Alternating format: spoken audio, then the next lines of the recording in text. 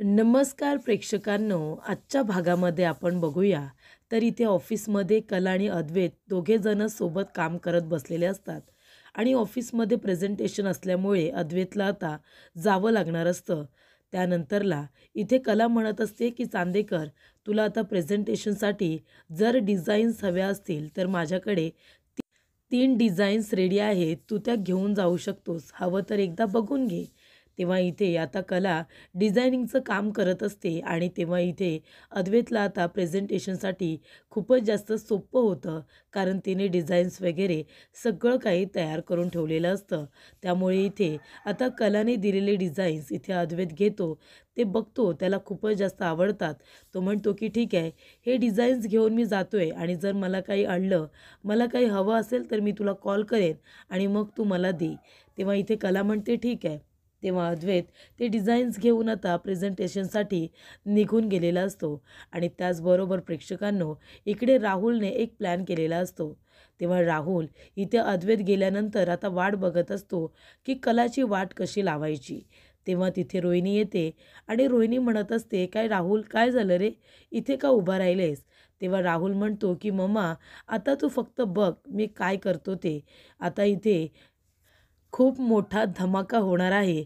तेव्हा इकडे रोहिणी म्हणते, का काय करणार आहेस तू?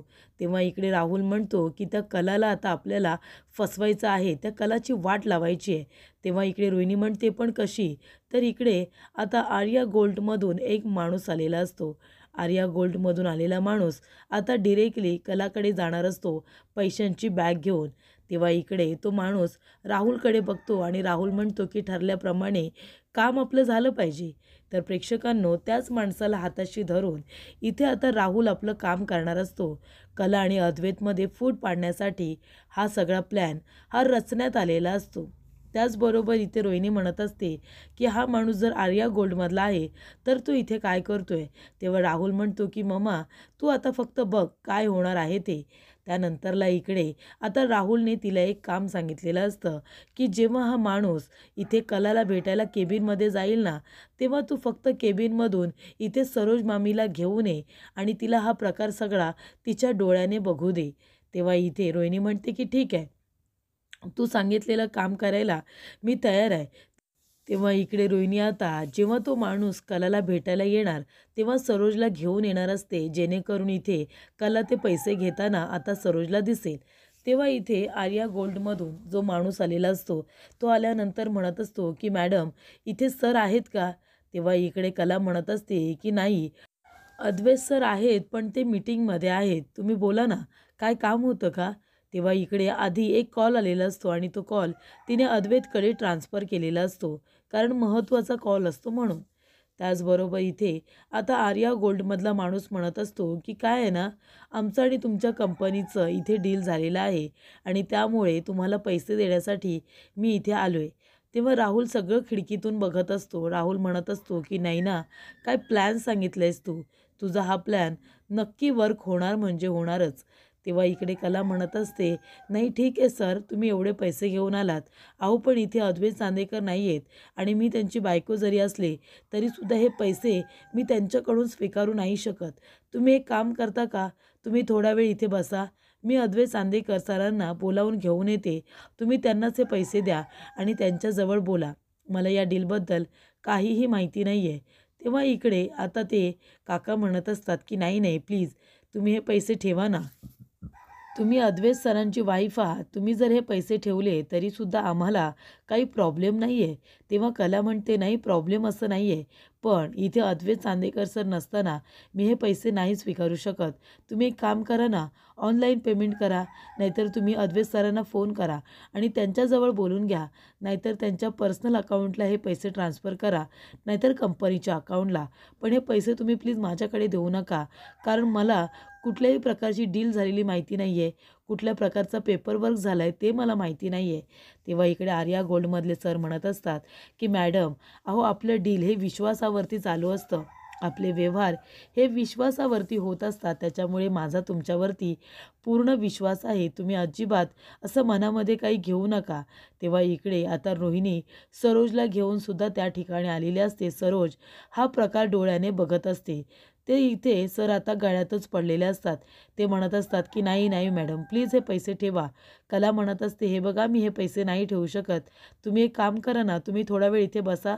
अद्वैत सर आता कधी पण येतीलच. तुम्ही प्लीज तुमच्या हाताने हे पैसे त्यांना द्या. मी हे पैसे नाही घेऊ शकत. तेव्हा इकडे आता ते सर म्हणत असतात असं काय करताय मॅडम? अहो आमचा तुमच्यावरती पूर्ण विश्वास आहे. तुम्ही का काही चुकीचं कराल ना? तुम्ही अजिबात टेन्शन घेऊ नका. हे पैसे तुम्ही ठेवा बरं तुमच्या हातामध्ये.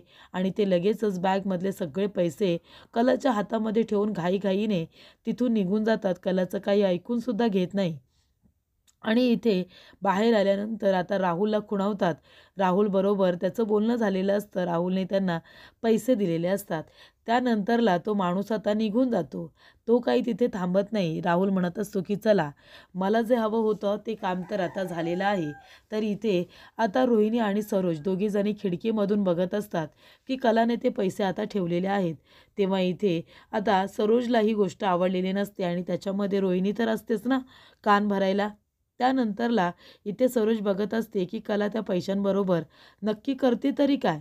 तेव्हा प्रेक्षकांनो कला म्हणते की एवढे पैसे मी बाहेर कसे ठेवू आणि आता इथे लॉकरला ठेवायला लॉकरची चावी अद्वैतकडे असते. म्हणून ती आपल्या बॅगमध्ये सगळे पैसे सुखरूपरित्या ठेवते आणि ते म्हणते की नंतर हे पैसे मी चांदेकरला देऊन जाईन आणि त्याला घडलेला सगळा प्रकारसुद्धा सांगेन असं इथे आता कला म्हणालेली असते. त्याचबरोबर इथे सगळं काही सरोज आणि रोहिणी दोघीजणी खिडकीमधून बघत असतात. तेव्हा सरोज म्हणत असते की ही खरे करते तरी काय, ही पैसे बॅगमध्ये का ठेवते. तेव्हा रोहिणी म्हणते की बघ बहिणी बघ, अगं मलासुद्धा तुला हेच सांगायचं आहे. ही कला आहे ना आता घरी तर महाराणीसारखी वागते पण ऑफिसमधला ताबासुद्धा हिने घेतला आहे. आता जर अद्वैत इथे नाही आहे तर हिने ते पैसे घ्यायचे कशाला. आणि जर घ्यायचेच होते एवढं डील वगैरे झालं आहे तर मग तू होतीस ना ऑफिसमध्ये बोलायचं की माझ्या सासूबाई आहेत किंवा सरोज मॅडम आहेत म्हणून त्यांना हे पैसे नेऊन द्या. पण नाही, तिला सगळीकडे सगळं क्रेडिट घ्यायचं आहे बरोबर ना. आता बघ ते पैसे तिने घेतलेत पण तुझ्याकडे आणून जमा करायचे नाहीतर ड्रॉवरला ठेवून द्यायचे. असं काही केलेलं नाही आहे तिने. सरळ आपल्या पर्सनल बॅगमध्ये तिने ते एवढे पैसे ठेवलेत. आता तू सांग बरं यातली जर एक जरी नोट गायब झाली तर कोण भरून देणार सांग ना. ही कला भरून देणार आहे का एवढे पैसे. मग आपल्या चांदेकरांनाच द्यावे लागतील बरोबर की नाही. ही मुलगी पण ना घराचा ताबा तर हिने घेतलेलाच आहे पण हळूहळू ती आता इथे बिझनेसचा ताबासुद्धा घ्यायला बघते. बघ ना गं म्हणजे सगळीकडे हिचं वर्चस्व. तुला काही इथे मान आहे की नाही, अद्वैतला काही मान सन्मान आहे की नाही, सगळं मात्र हिला हिच्या हातामध्ये घ्यायचं आहे. आलेली माणसं जे काही डील्स वगैरे झालेले असतात ते पैसे वगैरे घेऊन आले असतील तर ते लोक तुझ्या केबिनमध्ये येतात तुला भेटायला कारण तुला सगळ्या डील्सबद्दल माहिती असतं. पण आता इथे डील झाली की नाही झाली, हे पैसे कुणी दिलेत का दिलेत हे सगळं काही कलाला निदान माहिती तरी आहे का की आपले त्यांनी पैसे दिले आणि म्हणून हिने ठेवून गेले. असा तर त्याचा प्रकार होत नाही ना. त्यानंतरला इकडे रोहिणी मात्र काही गप्प बसत नसते. सरोजचे कांती भरतच असते. सरोज म्हणते थांब आत्ताच्या आत्ता जाते आणि तिला जा विचारते. तेव्हा रोहिणी म्हणते इथेच चुकतं तुझं बहिणी, घाईघाईने जातेस आणि तिला जा विचारतेस आणि तोंडावरती पडतेस. असं करायचं नाही आहे आपल्याला. आता आपल्याला काही बोलायचंच नाही आहे. जेव्हा अद्वैतला त्या लोकांचा फोन येईल आणि ते विचारतील ना कामाला सुरुवात केली आहे का, तुमच्या ऑफिसमध्ये येऊन जर पैसे दिलेले आहेत तरीसुद्धा कामाला सुरुवात का झालेली नाही आहे, तेव्हा अद्वैतला खूप राग येईल. कारण अद्वैतला इथे कुठलाही पेपरवर्क झाल्याशिवाय पैसे घेतलेले अजिबात आवडत नाही. हे नैनाने सांगितलेलं असतं राहुलला. ती म्हणते की अद्वैतला किती राग येतो तुला माहिती आहे ना, त्याला आधी पैसे घेतलेले अजिबात आवडत नाही. जोपर्यंत पेपरमध्ये पेपरवर्क पूर्णपणे होत नाही तोपर्यंत अद्वैतला पैसे वगैरे घेतलेले अजिबात आवडत नाही बरोबर ना. आणि तेव्हा याला कळेल की इथे कलाने कुठल्याही पद्धतीचा पेपरवर्क केलेलाच नाही आहे आणि तिने डायरेक्टली इथे पैसे घेतलेले आहेत. तेव्हा अद्वैतला खूप राग येईल आणि अद्वैत मग कलाला खूप जास्त बोलेल. कदाचित कला आणि अद्वैतमध्ये वाद निर्माण झाला की त्यांच्यामध्ये अंतर निर्माण होईल आणि त्यानंतरला इथे अद्वैत स्वतः कलाला घरातून बाहेर हकलून देईल असा नैना आणि राहुलचा प्लॅन असतो. आणि त्या प्लॅनमध्ये ते दोघेजण सक्सेसफुल झालेत असं आता राहुलला वाटत असतं. त्यानंतरला रोहिणीलासुद्धा ही गोष्ट सांगितलेली असते. तेव्हा रोहिणी म्हणते की आता हा तुझा प्लॅन मला खरंच खूप आवडला आणि तो सक्सेस होईल असंच मला वाटतंय. आणि तो सक्सेसफुल झाल्यानंतर इथे रोहिणी आपल्या मुलाचं राहुलचं खूप जास्त कौतुक करते. ती म्हणते राहुल, मला तुझ्याकडून हेच अपेक्षित होतं. तेव्हा इकडे ती त्याला प्राऊड ऑफ यू बोलते. तेव्हा इथे राहुलला खूप जास्त आनंद हाच झालेला असतो. प्रेक्षकांनो, चांगल्या बाबतीत नाही पण इथे निगेटिव्हिटीमध्ये तरी रोहिणीला राहुलचं काम खूपच जास्त आवडलेलं असतं. तेव्हा राहुल म्हणतो, मम्मा हे तर काहीच नाही आहे, आगे आगे देख होता है क्या. तर इथे राहुलने आता अजून एक प्लॅन तयार केलेला असतो.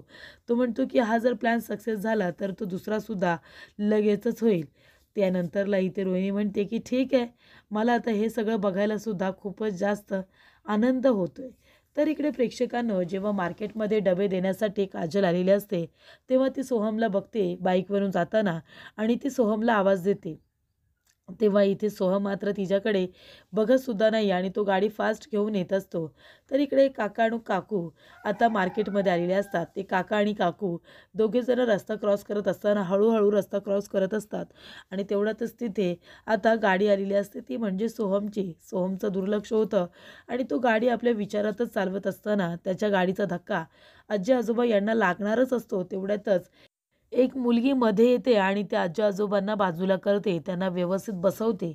तेव्हा इकडे आता जेव्हा सोहमचं दुर्लक्ष झालेलं असतं, तेव्हा त्याला काजलची आठवण आलेली असते. जेव्हा काजल म्हणते, "अरे सोहम थांब ना." तेव्हा सोहम थांबत नाही. पण नंतरला काजलबरोबर त्याने घालवलेले क्षण त्याला आठवतात.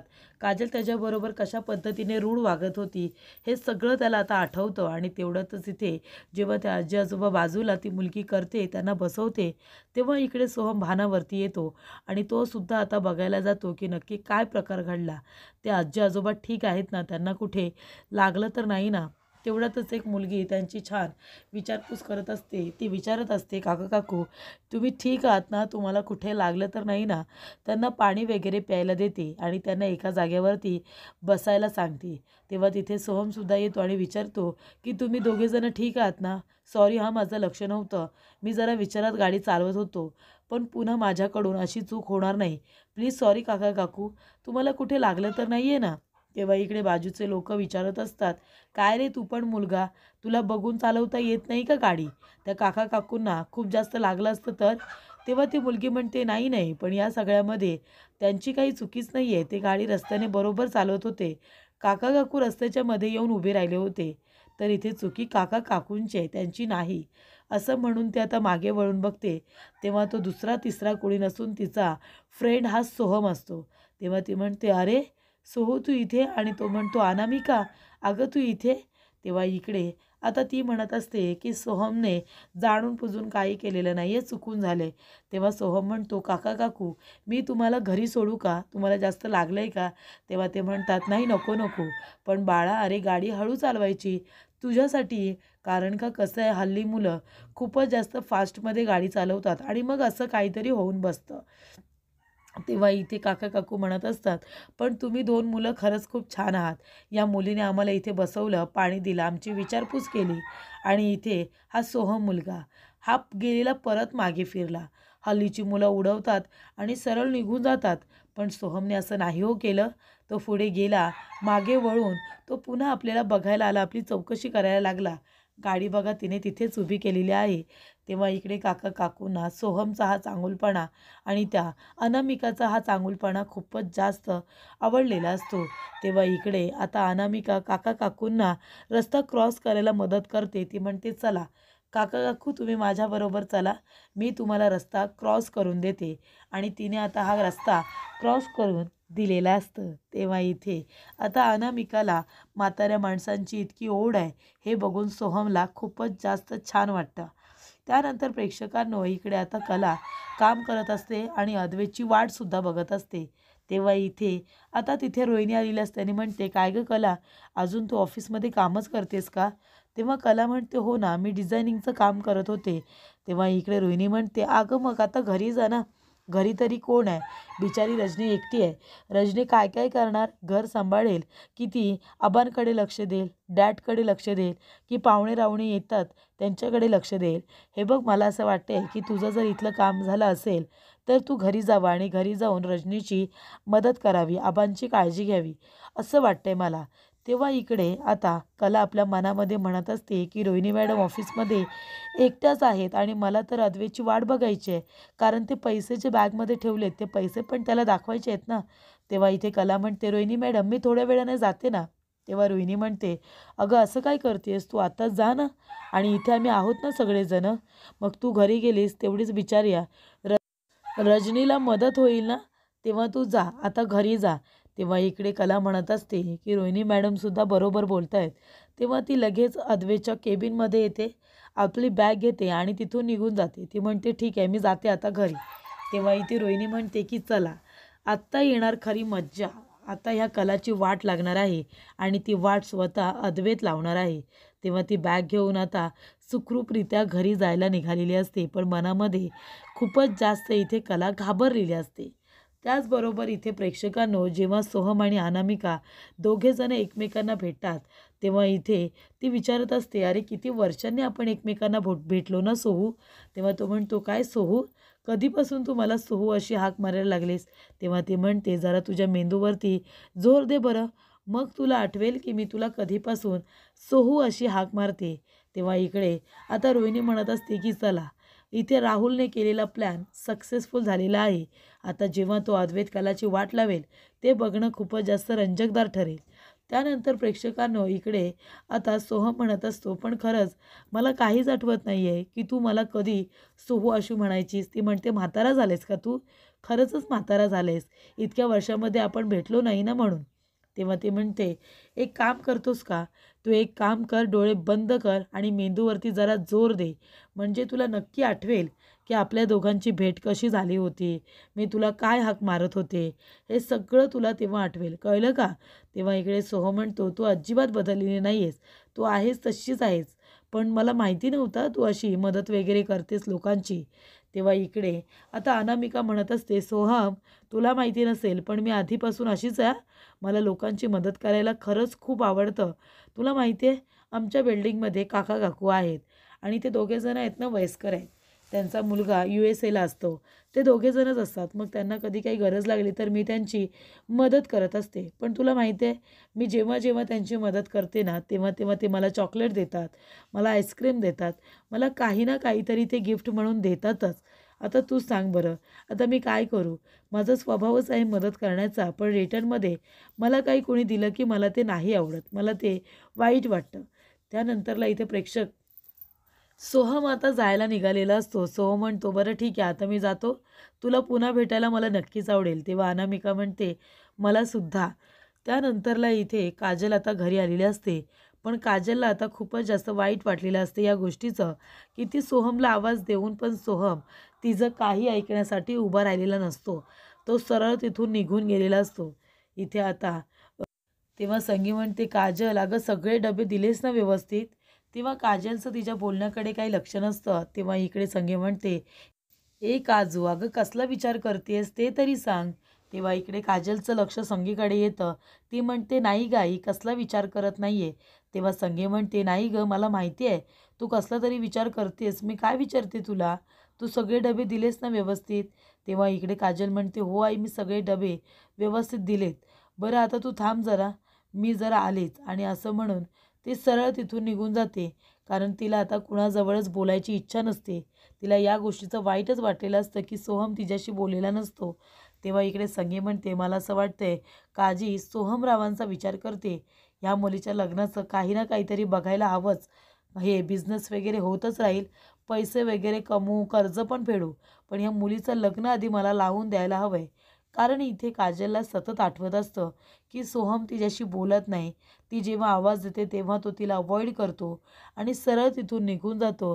हे सगळी गोष्ट आता ती आपल्या डोळ्याने बघते ना, तेव्हा तिला ते सगळं आठवल्यानंतर फारच जास्त वाईट वाटतं. असं आता इथे काजलला वाटत असतं. त्यानंतरला इथे सोहमला अनामिकाची आठवण येते कशा पद्धतीने तिने आजी आजोबांची मदत केलेली असते. तेव्हा अनामिकाचा मेसेज येतो की आपण दोघेजण भेटलो, पुन्हा भेटायचं आहे, पण आपल्याला एकमेकांचा नंबरच घेता आलं नाही. दोघेही विसरलो, घाईघाईने निघालो. तेव्हा इकडे अनामिका म्हणते की सोशल मीडियावरून तुझा नंबर मी आता मिळवला आहे आणि तुला मी मेसेज केला आहे. तेव्हा आता तुझा मला नंबर दे, मी तुला फोन करेन. तेव्हा इकडे सोहम आपला नंबर लगेचच तिला देतो आणि म्हणतो की अनामिका थोडी पण बदललेली नाही आहे. त्यानंतर प्रेक्षकांनो इकडे आता जो राहुल आहे ना, त्याने जो प्लॅन केलेला असतो त्याच्यामध्ये तो सक्सेस झाला असं त्याला वाटत असतं. तो म्हणतो की चला आता अद्वैतला फोन तर आलेला आहे. अद्वैतला फोन आलेला असतो. ते लोकं म्हणतात की काम सुरू करा, आम्ही पैसे दिलेले आहेत. तेव्हा अद्वैत म्हणतो कुठले पैसे, माझ्याकडे ॲडव्हान्स अजून पोहोचलेला नाहीच आहे, थांबा मी रेकॉर्डला चेक करतो. असं म्हणून तो आता रेकॉर्डला चेक करायला आलेला असतो. तेव्हा त्याच्याकडे कुठलेही पैसे अजून तरी आलेले नसतात.